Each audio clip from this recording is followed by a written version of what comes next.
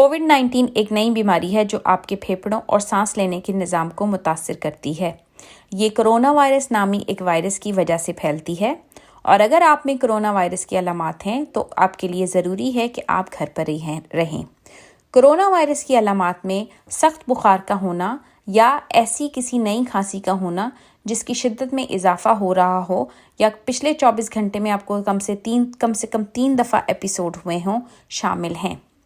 ऐसी सूरत में कोशिश करें कि आप घर से बाहर ना जाएं और 111 को कॉल करें ताकि आप मज़ीद मालूमात हासिल कर सकें। आपको कितनी देर तक घर पे रहना होगा? अगर आपको कोरोना वायरस के सिम्टम्स हैं तो आपको कम से कम 7 दिन तक अपने घर में रहना होगा।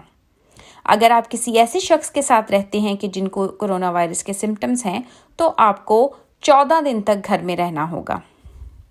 अगर आप किसी ऐसे शख्स के साथ रहते हैं जिनकी उम्र 70 साल है या उनको लॉन्ग टर्म कंडीशंस हैं या वो प्रेग्नेंट हैं या किसी और वजह से उनकी कुव्वत मुदाफ़त कमज़ोर है तो आपको कोशिश करनी होगी कि वो किसी और के साथ रहें।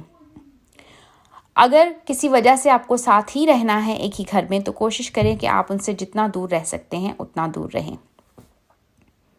कोरोना वायरस को दूसरों तक फैलने से बचाने के लिए क्या किया जा सकता है?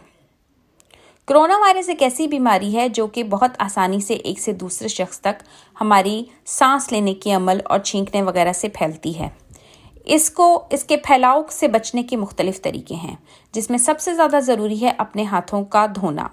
अपने हाथ साबुन और पानी से कम 20 सेकंड तक बार बार धोएं। अगर आप घर या ऑफिस से बाहर गए हैं तो जैसे ही अपने घर या ऑफिस वापस पहुँचे तो अपने हाथ को पानी और साबुन से धोएं।